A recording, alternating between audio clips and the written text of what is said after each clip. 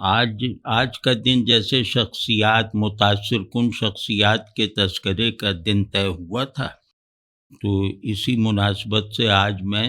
کچھ عجیب طرح کی اچھائیاں رکھنے والے لوگوں کا ذکر کروں گا، جس کو میں کہہ رہا ہوں کہ عجیب طرح کی اچھائیاں، اس سے مراد یہ ہے کہ طاقت اور اچھائی یہ ایک دوسرے کی سوکنے ہیں، ایک آدمی میں بہت مشکل سے جمع ہوتی ہیں، اور اگر کسی کے اندر جمع ہو جائیں، یا تو میرے اندر یا ماحول میں جمع ہو جائیں، ریاست کے ہاتھوں میں جمع ہو جائیں، معاشرے کے ضمیر اور اس کے بنیادی سماجی رویوں میں راسخ ہو جائیں ایک دوسرے سے مل کر، تو پھر یہ جو ملاپ ہے، یہ جو بلینڈ ہے اچھائی اور قوت کا، یہ خیر کا، حق کا، جمال کا، انسان کی کے لیے پریزنس میں رہنے والی تمام آئیڈیل حقیقتوں کا سب سے بڑا مظہر بن جاتا ہے۔ تو جن لوگوں کا میں ذکر کروں گا وہ طاقتور ہوتے ہوئے اچھے رہے، لیکن کچھ جیسے تمیزی باتیں کہ طاقت ایز سچ ہمیشہ ڈسٹرکٹیو ہوتی ہے، ہمیشہ ایول ہوتی ہے، ہمیشہ تخریبی ہوتی ہے، ہمیشہ نقصان پہنچانے والی ہوتی ہے۔ اگر یہ کسی اصول کے سائے میں رہنا قبول نہ کرے تو گویا کسی اصول کا سایہ میسر نہ ہو تو طاقت گویا پاگل ہاتھی ہے۔ تو دور حاضر میں ہم جس زمانے میں رہ رہے ہیں یہ مسئلہ ہے، اور بہت بڑا مسئلہ ہے، ماضی کے مقابلے میں کہیں بڑا مسئلہ ہے کہ طاقت اب غیر محدود توسیع کی خواہش بن گئی ہے۔ طاقت اپنے پھیلاؤ کی خواہش مند ہمیشہ سے رہتی ہے، کیونکہ طاقتور پہ تھوڑی نافذ ہوتی ہے، وہ تو اس کا نفاذ دوسروں پہ چاہتا ہے نا۔ تو توسیع کی خواہش، توسیع کا جذبہ، یہ طاقت کا بنیادی وہ ہے، طاقت کے پھیلاؤ کا بنیادی سبب ہے۔ لیکن دور حاضر میں یہ طاقت جو ہے وہ بے اصولی کے ساتھ غیر محدود توسیع پر تل گئی ہے، اور مشکل یہ ہے، بلکہ ظلم یہ ہے کہ اس خواہش کی تکمیل بھی طاقت کے لیے جلدی ممکن ہوتی جا رہی ہے، یعنی طاقت کا ایسا پھیلاؤ جسے ناپا نہ جا سکے وہ اب ممکن ہو چلا ہے۔ تو وہ محض ایک اندیشہ اور تصور نہیں رہ گیا، جیسے آج کل کے حالات میں ہم دیکھ رہے ہیں کہ طاقت کسی اصول کے بغیر وہ اپنی توسیع کا عمل مکمل کرنے کے لیے جو ہے وہ اپنے دشمن ایجاد کر رہی ہے، یا اپنے کمزور دشمنوں کو اکسا کر ان پر جو عمل کر رہی ہے وہ اس کی توسیع کے غیر محدود ہونے کی گویا ایک شہادت ہے۔ تو جو اللہ نہ کرے کہ ہمیں مزید دیکھنی پڑے، تو امریکہ ہو، کوئی بھی ہو، مطلب یہ کہ مغرب کیونکہ طاقت ہے اور ہمہ جہت طاقت ہے، لیکن ہم تو طاقت کے ایک محدود تصور پہ بات کر رہے ہیں، یعنی فوجی طاقت، نقصان پہنچانے والی طاقت، فزیکل طاقت وغیرہ۔ تو لیکن یہ کہ مغرب نے اسی جو جناتی طاقت، اسی ابلیسی طاقت، اسی پریمیٹیو ڈسٹرکٹیو طاقت کو جو ہے وہ ایک طرح کی ایسی رنگینی دے دی ہے، ایسا تنوع دے دیا ہے کہ لوگ مرنے میں کے بھی منتظر رہتے ہیں شوق کے ساتھ، کہ یار پہلے تو گولی سے مر جاتے تھے، ایک سادہ سا بم پھٹا مر جاتے تھے، آپ ذرا دیکھیں تو صحیح کہ فلاں بم سے کیسے مرا جاتا ہے. میں واقعی یہ کوئی وہ بات نہیں ہے کہ شاعرانہ بات، یہ لوگ موت کے اتنے طریقے ایجاد کر چکے ہیں کہ آدمی اچھا بھلا آدمی متجسس ہو جاتا ہے کہ گیس سے مرنا کیسا ہے، وہ بے ہوش ہو کے مرنا کیسا ہے، آسانی سے مرنا کس طرح ممکن ہے جنگ میں. یہ سب جو ہے وہ انہوں نے جیسے دکھا دیا ہے. مطلب اس میں شبہ کی گنجائش نہیں ہے کہ وہ جس کو جس طرح چاہے مار سکتے ہیں. تو اب کمزور جو ہے اگر وہ کسی اصول کے تحت نہیں ہے، کیونکہ طاقت کو بھی اصول درکار ہے اور کمزوری کو بھی اصول چاہیے، تو محض کمزور لوگ جو ہیں وہ اب مطلب جینے کے لائق نہیں رہ گئے ہیں. وہ گویا زندگی موت کے انتظار میں گزارتے رہنے کی عادت ڈال رہے ہیں. تو کمزوری موت سے منسوب، طاقت جو ہے وہ مارنے کی طاقت ہے. تو اب صرف اتنا نہیں ہے کہ طاقت کو خیر یا کسی اخلاقی اصول کی طلب نہیں رہ گئی، بلکہ خود اچھائی بھی جو ہے، اخلاق کیا ہے؟ اچھائی برائی. تو اچھائی بھی آج کل طاقت کی طلب میں مبتلا ہے، خصوصاً ایسی اچھائی جس نے نظریاتی حیثیت اختیار کر رکھی ہے، جس نے اپنے آپ کو کسی نظریے کے سپرد کر رکھا ہے. تو نظریاتی اچھائی ہم دیکھ رہے ہیں کہ وہ طاقت کی طلب میں بالکل جیسے ڈوبی ہوئی ہے. اور پھر یہ کہ یہ طلب اتنی شدید ہے، اچھائی کو طاقت بنانے کی طلب اتنی شدید ہے کہ اچھائی کو اب سادہ طریقے سے اچھائی ماننا مشکل ہو گیا ہے. اچھائی کسے کہتے ہیں کہ جو بالکل سادہ اور فطری طریقے سے اپنی تصدیق اور پہچان بھی کروا دے اور اپنے تک پہنچنے کا راستہ بھی ہر ایک کو دکھائے، تو یہ اچھائی ہے. تو اب ان لوگوں کی وجہ سے اچھائی کے طاقت طلب ترجمانوں اور نمائندوں کی وجہ سے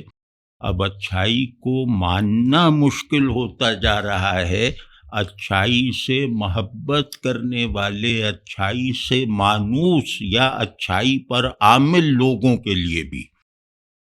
تو اب جیسے مجھے تو کم از کم یہی لگ رہا ہے کہ خیر شر سے لڑ رہا ہے، لیکن شر ہی کی قوت سے، شر بن کر. تو یہ ایک اتنا بڑا ڈائلیما پیدا ہو گیا ہے جو جیسے گلوبل انسانی شعور کی پوری بناوٹ اور اس کے تمام جو مسلمات رکھے ہوئے مسلمات کو دھندلا رہا ہے. اب گویا ذہن اپنے لیے نئے مسلمات، اپنے لیے نئے اسباب غور اور اپنے لیے صحیح اور غلط کی تمیز کر سکنے والی نئی منطق پیدا کرنے پر مجبور بلکہ مائل ہوتا جا رہا ہے. ہمارے یہاں ہر چیز جو ہے وہ منیملائز ہو گئی ہے. ہمارا شیطان بھی چھوٹا ہے، ہمارا خدا بھی چھوٹا سا کھلونے کی طرح ہے، کیونکہ ہم خود چھوٹا بننے میں دلچسپی رکھتے ہیں. تو جب میں اپنے آپ کو چھوٹا رکھنے پر مائل اور راضی ہو چکا ہوں تو میری ہر چیز چھوٹی ہے. وہ دنیا ہو، وہ رشتے ہوں، وہ اقدار ہوں، وہ خدا ہو، وہ شیطان ہو، یہ سب چھوٹے چھوٹے رہ جاتے ہیں. تو اب یہ مطلب یہ کہ اچھائی کے نمائندے جو ہیں وہ اپنی واقعی کمزوری کو، یعنی جو ہے، جو انہیں بھی معلوم ہونی چاہیے، دوسروں کو بھی دکھائی دے رہی ہے کہ اگر یہ لوگ اپنی واقعی کمزوری کو نظر انداز کر کے خیالی اور رومانوی طاقت کا حامل اور مالک ہونے کی ضد باندھ کر ضد کرتے ہوئے جب امریکہ وغیرہ کی واقعی ہمہ جہت طاقت کو میدان میں للکارتے ہیں، تو ہم نے تو یہ دیکھ لیا اب کہ اچھائی کا امتیاز برقرار نہیں رہتا، یعنی اچھائی کی طرف سے طلب کی گئی جنگ میں خود اچھائی کا امتیاز برقرار نہیں رہ گیا، یہ ہم دیکھ رہے ہیں۔ اور پھر اچھائی کے ان مجاہدین پر مطلب ابتدائی طور پر اعتماد کرنے والے حقیقی طور پہ اچھے لوگ، وہ اس حماقت، اس بربریت، اس اچھائی، ڈسٹارٹڈ اچھائی اور اس تخریبی طاقت وغیرہ کی جنگ میں یہ بیچارے پس جاتے ہیں، بچے مر جاتے ہیں، عورتیں مر جاتی ہیں، بوڑھے مر جاتے ہیں، اور ایک ایسے مقصد سے ان لوگوں کے مرنے کو ایک ایسے مقصد کا حوالہ دے کر گلوریفائی کیا جا رہا ہے جو مقصد حقیقی ہے، لیکن یہ کہ اس مقصد کو اتنا ڈراؤنا بنا کر مسخ کر دیا گیا ہے کہ اب وہ حقیقی مقصد اپنی طرف رخ کر کے چلنے والے سچے لوگوں کے لیے بھی ڈراؤنا اور ناقابل قبول بن گیا ہے۔ تو اب یہ کہ برائی کی فتح اور اچھائی کی شکست، جس کو مطلب یہ رنگ دے دیا گیا ہے نا کہ برائی کی فتح ہو گئی، چلو اچھائی ہمیشہ مغلوب نہیں رہے گی، تو یہ جو تصورات ہیں اس طرح کے، یہ جیسے اپنے مخالف موقف کی قبولیت کا سبب بنتے ہیں، یعنی برائی کی فتح اور اچھائی کی شکست جیسے غیر شعوری طور پر قبول کر لی جاتی ہے ان لوگوں میں جو اچھائی کے حامی بھی ہیں اور اچھائی کے کسی قدر حامل بھی ہیں۔ یہ مطلب ایک منظر سا پیش کر کے، تو اب ہم اگر فرض کے اپنی صورتحال میں دیکھیں تو جس میں ہمیں ایک دوسرے کے لیے ثبوت لانے کی ضرورت نہیں ہے، مطلب اتنی یقینی بات کر رہا ہوں میں کہ اصول یہ ہے، انسانی اجتماعیت کا اصول یہ ہے، صرف مذہبی اجتماعیت کا نہیں، اپنی انسانیت کے ایسنس سے فعال حالت میں جڑے ہوئے آدم زادوں کا یہ اصول ہے، نیچرل اصول ہے کہ ریاست بنے گی تو وہ اچھائی کی محافظ طاقت ہے۔ ریاست طاقت کے بغیر قائم نہیں رہ سکتی، لیکن یہ طاقت اچھائی کی محافظ ہوگی، اچھائی پر حملہ آوروں کو ڈرانے والی طاقت ہوگی، یہ اچھائی کے دشمنوں کو ہیبت زدہ کیے رکھنے والی طاقت ہوگی۔ تو اور یہ ریاست اگر بن گئی اس اصول پہ، تو ایسی ریاست میں جو معاشرہ بنے گا، جو سوسائٹی اور جیسے طبقات بنیں گے، وہ مطلب اچھائی اور طاقت کے بنیادی فرق اور مغایرت کو برقرار رکھیں گے، یعنی وہ اچھائی کو طاقت میں ضم نہیں کریں گے، طاقت کو اچھائی میں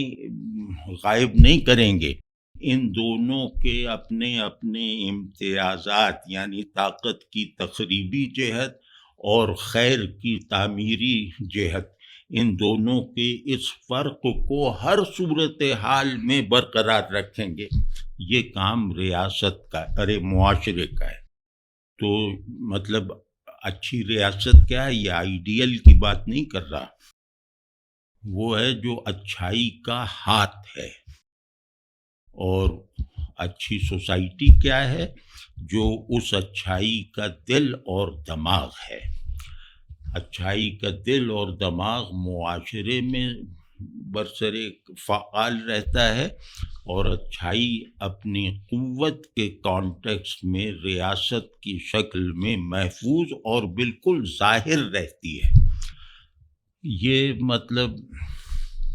یہ باتیں بالکل یوٹوپین نہیں لگ رہی، جو بالکل سامنے کی باتیں ہیں۔ یعنی اگر حالات ہماری وجہ سے اتنے زیادہ بگڑے ہوئے نہ ہوتے تو یہ باتیں ہمیں ایسا نہیں محسوس ہوتا سنتے اور کہتے ہوئے کہ یہ تو نری رومانویت ہے، یہ بلا وجہ کا ایک شوشہ ہے، یہ کیا ہے، یہ آئیڈیلزم ہے، رومانٹسزم ہے۔ یعنی ہم اس نوبت کو پہنچ گئے ہیں کہ آدمی ہونے کے واقعی اور فراہم شدہ اسباب کو ہم تصوراتی اور خیالی مان کر بیٹھے ہوئے ہیں۔ تو دیگر مسلم معاشروں، یعنی میں نے کچھ دیکھے بھی ہوئے ہیں، تو دیگر مسلم ریاستوں اور معاشروں میں جو ہم آہنگی کا فقدان واضح طور پہ دکھائی دیتا ہے، عرب میں، عجم میں، یعنی اکثر جگہ، تو پاکستان اس کی غالباً ایران اور افغانستان کے ساتھ بہت بڑی مثال ہے۔ لیکن ہمیں اوروں سے غرض اس وقت نہیں ہے، پاکستان اپنی حد میں اس کی ایک بہت بڑی مثال ہے کہ دیکھو معاشرے اور ریاست میں بالکل عدم مناسبت، یہ بالکل ایبسلیوٹ بائنریز بن گئی ہیں۔ یہ ناقابل یقین واقعہ اگر دیکھنا ہو تو پاکستان کو وزٹ کرو تو سب کو نظر آ جائے گا۔ تو یہاں کیا ہو رہا ہے کہ طاقت کو اچھائی کا ماتحت رہنا پسند نہیں ہے، اور معاشرے کو طاقت کے بغیر اچھا بننا گوارا نہیں ہے۔ آپ دیکھیں نا کیا عجیب و غریب، یعنی کہ یہ زوال یا خرابی وغیرہ کی ایسی صورت ہے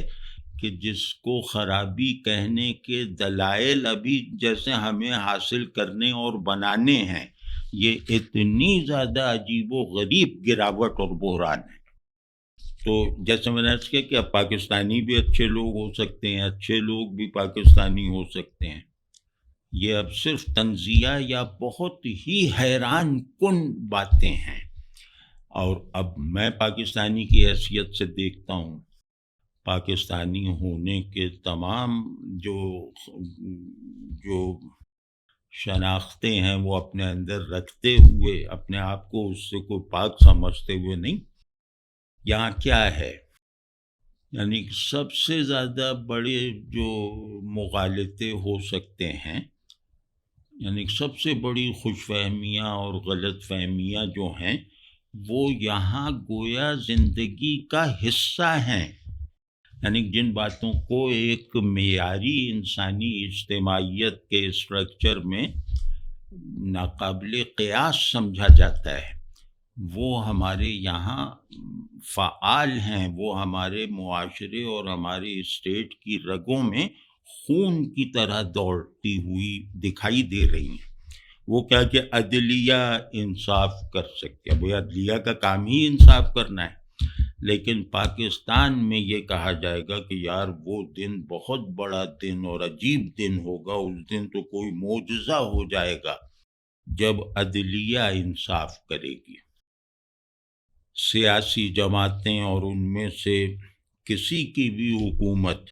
جمہوریت، عوام دوستی، انصاف، کوئی بڑا ویژن اور اس ویژن پر عمل کرنے کی قوت، دیانتداری، بے لوثی وغیرہ کی حامل ہو سکتی ہے۔ مطلب یہ ضروریات ہیں، یہ ہمارے لیے محالات میں بدل گئے ہیں کہ اگر یہ خوبیاں کسی جماعت میں پیدا ہو گئیں تو ہم لوگ خوش ہونے سے زیادہ حیرت زدہ رہ جائیں گے۔ تو فوج اپنی طاقت کو مسلح اداروں کی میں بات کر رہا ہوں کہ ریاست اداروں کا نام ہے، اور معاشرت بھی اداروں میں منقسم ہوتی ہے، کہیں طبقات کی شکل میں، کہیں تعلیمی اور تربیتی اداروں کی صورت میں، کہیں خاندان کے نظام میں۔ تو ابھی ہم ذرا بڑی مثالیں عرض کر رہے ہیں کہ یہ کتنی بہت ہی عجیب و غریب باتوں میں سے ایک انتہائی انہونی بات یہ ہوگی کہ فوج اپنی طاقت کو مسلسل بڑھاتے ہوئے آئینی حدود میں سویلین نظام کے تابع ہو سکتی ہے، ہو گئی ہے۔ دیگر تمام اداروں کی بھی یہی صورتحال ہے۔ تو اب مطلب ہم کہاں دیکھنے جائیں؟ ہم کسی بھی معاشرے کو اس کے فرد کا تجزیہ کر کے نہیں دیکھ سکتے، نہ ایسا ممکن ہے۔ ہم ان افراد کے کچھ اجتماعی ورژنز ہوتے ہیں جس میں مختلف طبقات کی نمائندگی بھی ہو جاتی ہے، اور معاشرہ جن اقدار کو اپنے کو کلیم کر رہا ہے ان اقدار کا بھی کچھ اچھا برا حال واضح ہو جاتا ہے۔ تو جو معیاری طریقے سے معاشرے اور ریاست کے تجزیہ کرنے کی روایتیں ہیں، میتھڈس ہیں، ان کو اگر اپلائی کر کے دیکھا جائے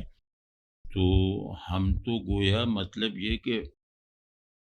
ہم کسی بھی طرح کی کوئی امید اپنے اندر پیدا کرنے کا راستہ نہیں پا سکتے، جواز نہیں پا سکتے۔ تو یہ ہے وہ صورتحال جو ہم پر مسلط ہے، اور ہم اس کی طرف سے یا تو بے حس ہیں، یا مایوس ہیں، یا خوف زدہ ہیں، یا خوش ہیں، بڑھ کے مار رہے ہیں۔ تو جہاں عدم تاثرات اور خیال پیدا کر رہا ہو، جہاں سارا نظام معدومیت سے ریلیشنز کو دریافت کرنے اور عمل میں لانے پر چل رہا ہو، وہاں موجود ہونے والا کون رہ جائے گا؟ یہ ہمارا حال ہو چکا ہے۔ تو جیسے مطلب اچھا آدمی جج ہو سکتا ہے، اب یہ سب میں تنزیہ کہہ رہا ہوں، اچھا آدمی وزیر اعظم ہو سکتا ہے، سیاستداں ہو سکتا ہے، پولیس والا ہو سکتا ہے، عام آدمی ہو سکتا ہے، ویسے ہی فوجی بھی ہو سکتا ہے۔ اسی تناسب کے ساتھ جو اچھے آدمیوں کو دیگر طبقات میں حاصل ہے، یعنی 0.001%، تو جیسے میں بچے کو سمجھا رہا ہوں اپنے کہ یار اتنا بھی مایوس یا ہونے اور طیش میں آنے کی ضرورت نہیں ہے، اور امیگریشن لینے کی کوششیں کرنے کی ضرورت نہیں ہے، تم کوئی بات نہیں، 1000 لوگ تم نے دیکھے ہیں نا، تو جن سے تم مایوس ہو چکے ہو، ان 1000 کے علاوہ ان میں ایک ہوگا جو اس دن چھٹی پر تھا جب تم ان 1000 لوگوں کو دیکھ کر آئے ہو۔ تو ہر جگہ اچھا آدمی چھٹی پر ہے، اور کہیں کہیں ہو سکتا ہے کہ حاضر بھی ہو۔ یہ ہم یہاں تک بھائی پہنچ چکے ہیں، نہ میری کوئی سیاسی وابستگی ہے، نہ میری کوئی وہ مذہبی قید ہے، کچھ بھی نہیں ہے۔ میں آدمیوں کی طرح رہنا اور آدمیوں کے سے ایک کھلکھلاتے ہوئے ماحول میں زندگی گزارنا چاہتا ہوں، اور اسی ماحول کو اپنے بچوں کے لیے، اگر مجھے نہ مل سکے تو اپنے بچوں کے لیے بنانے کی کوششیں کرتے کرتے مر جانا چاہتا ہوں۔ کوئی سیاست سے دلچسپی نہیں، کسی بھی چیز سے، بس یہ بات ہماری اس انداز سے سنیں کہ یہ کسی فریق کی بات نہیں ہے، یہ ذبح ہوتے ہوئے جانور کے منہ سے نکلنے والے کلمات ہیں، جو چاہتا ہے کہ یہ خنجر اس کی گردن ہی تک، اس کی گردن کاٹنے میں کند ہو جائے تاکہ اس کے بچے محفوظ رہیں۔ اس حال میں ہیں ہم لوگ۔ تو خیر، جیسے میں نے عرض کیا کہ اچھا آدمی فوجی بھی ہو سکتا۔ اب بھائی میں کہہ رہا ہوں کہ یہ تنزیہ نہیں ہے، مطلب میں نہیں چاہتا کہ اس کو تنزیہ رنگ میں سمجھا جائے۔ تو عوام کی رائے تو بہت زیادہ وہ ہو گئی ہے نا کہ کہاں یار فوج نے یہ کر دیا وہ کر دیا۔ تو اب ایسے لوگوں میں رہتے رہتے میں جیسے انہی لوگوں کو مخاطب کر کے یہ عرض کر رہا ہوں کہ نہیں، اچھا آدمی فوج میں بھی ہو سکتا ہے، فوجی بھی ہو سکتا ہے، اور میں ایک سچی بات عرض کر رہا ہوں کہ میں نے اپنی زندگی میں سب سے زیادہ جو اچھا آدمی دیکھا ہے وہ ایک فوجی تھا، کامل شخصیت اور خیر مجسم آدمی. یعنی اگر آپ تصور میں لائیں کہ یار ایک کامل شخص، اخلاقی شخصیت اور بالکل جیسے خیر کا زندہ مجسمہ کون ہو سکتا ہے یا وہ کیسا ہوگا، تو میں ان کا نام لوں گا کہ وہ کرنل شیر محمد جیسا نہیں، کرنل شیر محمد ہوں گے مرحوم رحمہ اللہ تعالی. تو میں نے اتنی نشانیاں بڑائی اور اچھائی کی عاجزی کے ساتھ، گمنامی کی طلب کے ساتھ، خاموشی کے ساتھ کسی میں بھی نہیں دیکھی. اپنے کسی جاننے والے عالم میں دیکھی، نہ کسی صوفی میں جن سے میں واقف ہوں. مطلب کوئی موازنہ ہی نہیں ہے. تو وہ تو بھائی کرنل تھے، فوجی تھے. تو اسی طرح کچھ لوگوں کو میں جانتا ہوں زیادہ قریب سے یا 2-4 بار کی اس سے، یعنی کہ بہرحال چاہے وہ سرسری واقفیت ہو، چاہے وہ دوستی کسی صورت اختیار کیا ہوا تعلق ہو، اچھائی پہچاننے کے لیے دونوں کافی ہیں. برائی کا حکم لگانے کے لیے قریبی تعلق اور مشاہدہ درکار ہے. اچھائی پر گواہی دینے کے لیے اس شخص کو شاید دیکھنا بھی ضروری نہیں ہے، شرط نہیں ہے. تو ایک آدھ مرتبہ کی ملاقات بھی کسی کی اچھائی پر گواہ بننے کی اجازت دیتی ہے. تو مثال طور پہ اچھے جو فوجی، اور میں نے جان بوجھ کے جو بڑے افسر ٹائپ کے لوگ ہوتے ہیں نا، جرنیل، لیفٹیننٹ جنرل، ان کا ذکر کرنا ہے. اگر میرے ذہن میں کبھی بھی کسی آئیڈیل فوجی کا تصور آتا ہے تو وہ تصور، یعنی وہ آئیڈیل جو ہے وہ ایک شخص کو دیکھ کر پیدا ہوا ہے. یعنی پرٹیکولر نے یونیورسل کو جنم دیا ہے، ایکچول نے آئیڈیل کو تعمیر کیا ہے. اس سے بڑا آدمی کون ہو سکتا ہے کہ جس کو دیکھ کر آپ آئیڈیل کا تصور بنانے میں کامیاب ہو جائے. تو وہ ہیں جنرل عبد الوحید کاکڑ. یہ مطلب آئیڈیل فوجی، انصاف،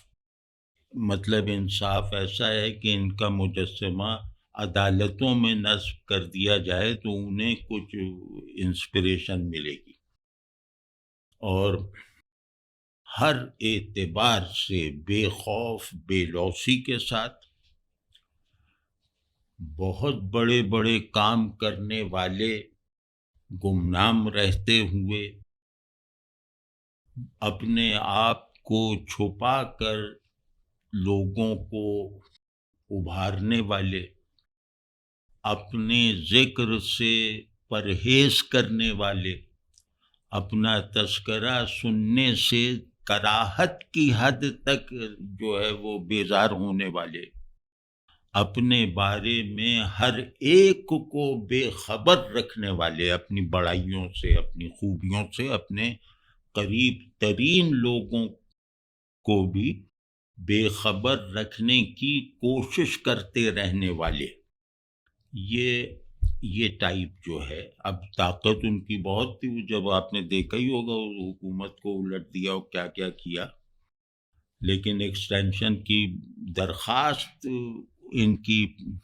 کے آگے رکھی اس زمانے کی وزیر اعظم نے. اس کو انہوں نے بہت زیادہ عاجزی اور بالکل انڈیفرنٹ ہو کر اس کو ایک طرف رکھ دیا. اس کو بھی کوئی اپنا قد بڑھانے کا ذریعہ نہیں بنایا. اس پر جا کے پریس کانفرنسیں نہیں کی کہ مجھے ہوا، میں نے رد کر دیا. اب صورتحال یہ ہے کہ چیف بنتے ہیں لوگ، اپنی بے عزتی کروا کے بھی چیف بننے پہ راضی ہو جاتے ہیں. وہ شخص اپنے آپ کو احترام سے دی جانے والی عزت کو جو ہے وہ بہت ہی جیسے سودا خریدنے سے انکار جیسے رویے کے ساتھ مسترد کر دیتا ہے۔ مسترد کرنا بھی بڑا لفظ ہے، وہ اس پیشکش کو نظر انداز کر دیتا ہے کچھ کہے بغیر، اور کسی کو سنائے اور بتائے بغیر، اور کسی سے مشورہ لینے کی مہلت لیے بغیر کہ سوچ کے بتاتا ہوں۔ تو اسی طرح جیسے ہمارے ایک دوست، نہ اللہ کرے ان کو برا نہ لگے، لیکن بہرحال زندہ لوگ، یہ سب زندہ لوگوں کا ذکر کر رہا ہوں، یہ جرنیل جو ہیں ان میں صرف ایک ہیں جو مرحوم ہوئے، وہ جنرل عثمانی، ان کو بھی میں نے دیکھا کہ اتنی طاقت، اور اس طاقت کو بالکل اپلائی کر کے دکھانے کے بعد انہوں نے اپنے آپ پر کمزوری اور عاجزی مسلط رکھی، وہ کراچی والے جو تھے۔ اسی طرح اب جو اللہ سب کو سلامت رکھے، خوب یہ سب مجھ سے چھوٹے ہیں عمر میں، تو جیسے جنرل احسن محمود صاحب، یہ میں بھائی بہت سمجھ بوجھ کے زندہ لوگوں کا تذکرہ کر رہا ہوں، اور اس میں جو پیچھے نیت ہے وہ اچھی ہے، گو کہ پوری ہونے کی توقع کم ہے، لیکن اللہ پر یقین ہے کہ وہ اسباب سے ماورا ہو کر چیزوں کو بدل سکتا ہے۔ تو اس امید اور یقین کے ساتھ جنرل احسن محمود، یہ ظاہر لیفٹیننٹ جنرل تھے، ریٹائر ہوئے، بڑے اب مجھے نہیں معلوم فوج میں کیا کیا کرتے ہیں، لیکن یہ کہ کرنل شیر محمد کے سب سے قریبی دوست، اور کرنل شیر محمد صاحب کی کمی میرے اعصاب توڑ دیتی اگر احسن محمود صاحب نہ ہوتے۔ کرنل صاحب ہی کی وجہ سے ان سے تعلق پیدا ہوا، اور اس کے بعد جب ان کا انتقال ایک بہت ہی عجیب صورتحال میں، کہ ان کے جنازے میں کووڈ میں فوت ہوئے تھے وہ، تو جنازے میں بھی شرکت نہیں کی، کچھ بھی نہیں، ایک عجیب بے دست و پائی تھی۔ تو وہ میری زندگی کا، میری والدہ کے برابر کا سانحہ تھا، تو اعصاب ٹوٹ جاتے اگر جنرل احسن محمود نہ ہوتے۔ مطلب یہ جیسے ان کا غم بھلانے والے دوست ہیں، یعنی ان کے غم کو برداشت کیے رکھنے کی قوت دینے والے دوست ہیں، اور یہ دوسرے شیر محمد ہیں، انہی کی طرح مطلب لو پروفائل میں رہنا، انہی کی طرح جو ہے وہ گداز دل رکھنا، انہی کی طرح جو ہے وہ دوستوں کو بے خبر رکھتے ہوئے ان کی خیر خواہی میں مختلف کام کرتے رہنا، انہی کی طرح چھپ کر بالکل پوشیدہ رہ کے مستحقین کی بڑی بڑی امداد کرنا، اور انہی کی طرح غریبوں سے محبت، انہی کی طرح مظلوموں کی حمایت، انہی کی طرح تعلق کو اولاد در اولاد پہنچا دینے کی جیسے وہ لگن، مطلب اچھا دوست دیکھنا ہو تو انہیں دیکھ لو، اچھا بیٹا دیکھنا ہو تو انہیں دیکھ لو جو اتنی خدمت یہ اپنے والد کی، اچھا باپ دیکھنا ہو انہیں دیکھ لو، اور اب مجھے تو تجربہ نہیں، لیکن اچھے افسر بھی ہوں گے ان کے ماتحت گواہی دیں گے۔ تو جیسے ایک مکمل سماجی وجود ہوتا ہے نا، کہ اپنے ہر وقت اپنے حقوق کا ایثار کر دینے پر کمر بستہ، ہر وقت اپنی ملکیت کو دوسروں کے لیے بھی مفید بنائے رکھنے میں مگن اور فکر مند ایک آدمی، کہ ان کی کوئی چیز صرف ان کے لیے نہیں ہے۔ اب آپ بتاؤ ایسے لوگ ہوتے ہیں؟ پھر بالکل ہمبل ہو، مطلب پسند ہی نہیں ہے کہ کوئی انہیں کہے جنرل صاحب، اس طرح کے جیسے کہ محاورہ ہے، ریٹائر بھی ہو جاتے ہیں لوگ تو اس طرح پکارے جاتے ہیں، انہیں بالکل نہیں۔ اور اسی طرح ان کے دوست جنرل نعیم لودھی، انہیں بھی میں نے انہی حلقوں میں دیکھا ہے، یا ہمارے دوست وغیرہ نہیں، جیسے ہم نے انہیں دیکھا، ان سے باتیں کی، اور ہماری قسمت میں نہیں تھا کہ ہم ان کے دوست بن سکیں۔ یہ ایسے نہیں کہہ رہا کہ اطمینان سے کہہ رہا ہوں کہ لودھی صاحب میرے دوست نہیں ہیں، وہ یہ کہ میں اس قابل نہیں ہو سکا، اللہ نے اس کو میری طرف، یعنی ایسا موقع نہیں ملا کہ میں دوست بنتا، قریب رہتا۔ لیکن جو بھی دو چار وہ ہیں معاملات، تو مطلب وطن سے ایسی عاجزانہ والہانہ محبت کرنے والا، اپنی ہر طرح کی تعریف کی طرف سے بالکل کان بند کیے رکھنے والا، بڑے سے بڑے بدتمیزی سے کیے گئے اپنی ذات پر اعتراضات کو ہنس کر نظر انداز کر دینے والا، اور اپنے کو تکلیف پہنچانے والوں کو درگزر کر دینے والا، بدلہ لینے کی تمام تر طاقت کے باوجود۔ اب یہ سب خوبیاں اگر فوجیوں میں ہوں نا تو ناقابل یقین لگنے لگتی ہیں، تو سویلینز میں ہوں تو کچھ مطلب شرم تو آتی ہے ہمیں، لیکن ناقابل یقین نہیں لگتی۔ لیکن فوجیوں میں اب ہم دیکھ رہے ہیں، مجھے خود ہی یقین نہیں آ رہا کہ یار ایسے بڑے بڑے لوگ جن کو مطلب ہم آئیڈیلائز کر سکتے ہیں، میں اپنے بچوں کو ان کی تصویر پر فوکس کرنے کا مراقبہ سکھانے میں بھی دلچسپی رکھتا ہوں، یہ لوگ فوج میں ہوں، یہ کچھ سمجھ میں نہیں آتا۔ لیکن بہرحال اللہ ہے جو حفاظت کرتا ہے۔ تو ایک ہمارے بہت عزیز، بہت قریبی، اور جن کے ساتھ میرا زیادہ تعلق ہے، وہ جنرل سعید صاحب ہیں۔ اب وہ جو رہے تھے، وہ کیا چیئرمین نہیں، مطلب وہ جنرل رہے، اور وہ ہیڈ جیسے فوج میں ہوتے ہیں اس طرح کے تھے، ابھی حال ہی میں ریٹائر ہوئے ہیں۔ یہ میرے لیے جیسے برخورداروں کی طرح ہیں، بہت پہلے سے میرا ان کا وہ ہے، تو میں یہ جانتا ہوں، میں نے ان سے بہت ساری باتیں سیکھی ہیں، مطلب ان سے عمر میں بہت زیادہ ہونے کے باوجود ان میں سے کچھ باتیں میں عرض کرتا ہوں۔ ایک تو یہ کہ صلہ رحمی ہم نے تو سنی ہے، یا فقہ کی کتابوں میں غیر کو کسی دلچسپی کے بغیر پڑھی ہوئی ہیں، وہ فہرست ہم بتا سکتے ہیں